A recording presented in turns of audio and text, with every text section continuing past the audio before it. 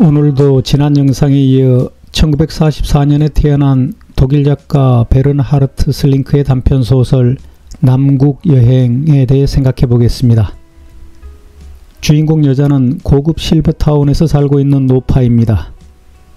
그녀는 의대 교수였던 남편이 여학생들과 바람을 피우자 결국 이혼했고, 두 아들은 각각 고위 법관과 박물관장이 되었으며 딸들은 교수와 유명 지휘자와 결혼했습니다. 어느 날 노파는 이혼한 남편뿐 아니라 자식들마저 그녀의 진짜 생각과 삶에 대해 궁금해하거나 물어보지 않았음을 깨닫습니다. 자녀들은 그녀를 편리하게 판단해왔고, 그녀 역시 가족에 대한 사랑을 의무감에서 억지로 해왔음을 자각합니다. 그리고 점차 자식들에 대한 사랑조차 사라져갑니다. 원인이 무엇이든 간에 사랑의 상실이 있었음은 분명했다. 어느 자식과도 이야기하기 싫었다. 그녀는 자식들이 보고 싶지 않았다. 노파는 어릴 적 어머니를 떠올립니다. 어머니는 자식 둘에 까다롭고 힘든 장인, 장모, 처남, 처제들까지 딸린 호라비와 결혼했습니다. 어린 노파가 어머니에게 첫 부인의 가족들을 사랑하느냐고 물었을 때 어머니는 이렇게 대답했습니다. 사랑은 감정이 아니라 의지의 문제야. 그녀는 이것을 몇 년에 걸쳐, 아니 몇십 년에 걸쳐 실천해왔고 이제는 더 이상 하지 않는다. 순전히 의지만으로도 의무를 취미로 만들 수 있고 책임을 사랑으로 바꿀 수 있다. 그러나 이제 그녀는 더 이상 자식들에 대한 책임도 없었고 손자, 손녀에 대한 의무도 없었다. 사랑으로 이끌어가야 할 거리도 없었다. 자식들에 대한 사랑이 사라진 뒤에 공허는 끔찍스럽기도 했지만 한편으로는 마음을 가볍게 해주었다. 그녀는 기분이 상쾌했다. 그래, 인생은 아무 일도 없었던 것처럼 계속해서 진행되는 거다. 이제 다른 사람들을 위해 사는 일을 그만두고 끝으로 나 자신의 삶을 살아봤으면. 그러나 그러기에 그녀는 너무 늙었고, 노파는 어린 시절을 보냈던 남쪽 지방으로 대학생 손녀와 함께 여행을 떠납니다. 손녀는 노파와 다른 성격을 가지고 있습니다. 솔직하고 당당하며 자신의 감정에 충실하고 적극적입니다. 손녀는 이렇게 말합니다. 부모들은 자식들이 전혀 알고 싶어 하지 않는 메시지를 자꾸 줘요. 이런 메시지는 사실은 부모들도 알 필요가 없는 거예요. 부모 세대의 불필요한 간섭에 억눌리지 않겠다는 손녀의 씩씩함에 나는 매력을 느낍니다.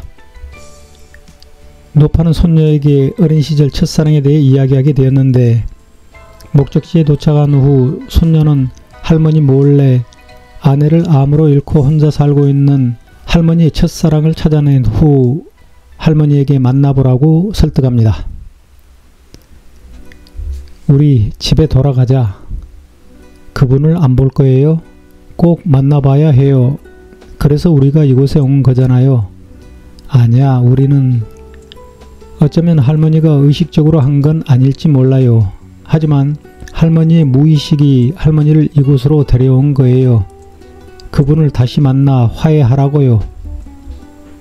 이번이 할머니의 인생에서 있을 수 있는 마지막 모험인데 호기심이 일지 않느냐. 결국 그녀는 두 손을 들고 말았다.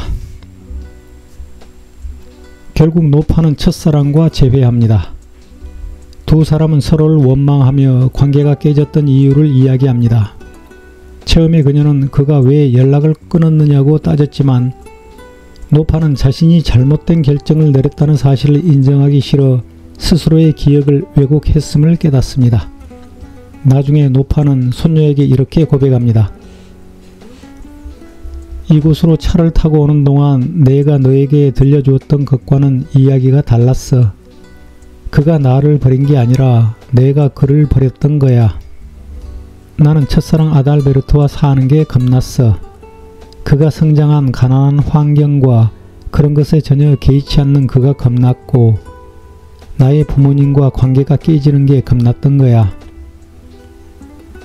그런데 왜 나한테는 전부 다르게 이야기하셨어요?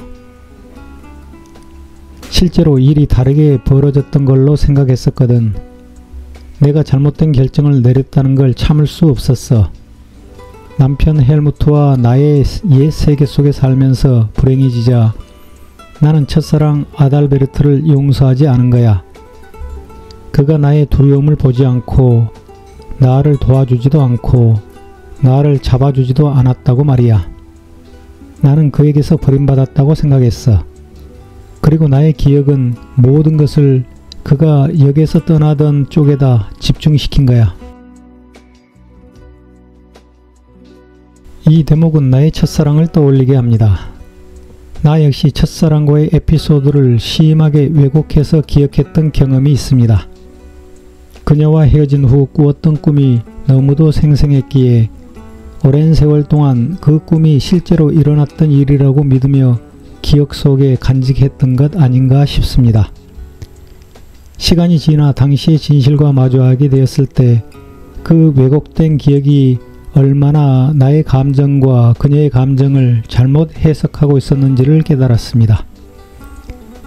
이처럼 인간의 기억은 쉽게 변형되고 꿈이나 상상 또는 감정에 따라 재구성되는 것 같습니다. 그래서 나는 이 소설 속 노파의 이야기에 더욱 공감되었습니다. 그녀는 그가 늘 한결같다고 생각했다. 지금 보니 정말 재미없는 성격이었다. 나는 한결같은 사람이 재미없는 성격이라고 말하는 이 대목에서 저절로 미소가 떠올랐습니다. 맞습니다. 내가 생각하는 한결같은 사람은 진정으로 보수적인 사람이고 재미없는 성격입니다. 하지만 한결같기에 믿음직스럽습니다. 한편 노파는 첫사랑과 헤어진 이후에도 그가 그녀의 생활에 계속 관심을 가지고 지켜보고 있었음을 알게 됩니다. 그녀는 그가 화를 냈던 장면을 떠올려 보려 했지만 떠오르지 않았다. 그녀의 남편, 그랬다. 그녀의 남편은 차갑게 화를 내서 그녀를 얼게 만들곤 했다. 그가 며칠을 두고 차갑게 화를 내면 그녀는 완전히 절망에 빠졌다. 당신이 나한테 호통을 친 적이 있었나요? 그는 대답하지 않았다. 대신 이렇게 물었다. 그동안 어떻게 살았는지 나에게 좀 들려줄래요? 당신이 이혼했다는 건 알아요. 당신 남편의 80번째 생일 때 옆에 다른 여자가 있는 사진을 신문에서 봤거든. 내 인생이 실패했단 말을 듣고 싶은 건가요? 그때 내가 당신을 기다려야 했다는 말을 듣고 싶어요? 그가 껄껄껄 웃었다. 그의 그런 거침없는 속에서 터져나오는 웃음을 좋아했던 기억이 그녀의 머리에 떠올랐다. 언젠가 나는 이런 글을 쓴 적이 있어요. 인생에서 중요한 결정은 옳거나 그른 것이 아니며 우리는 그저 각각의 삶을 살 뿐이라고. 절대로 당신 인생이 실패했다고는 생각하지 않아요.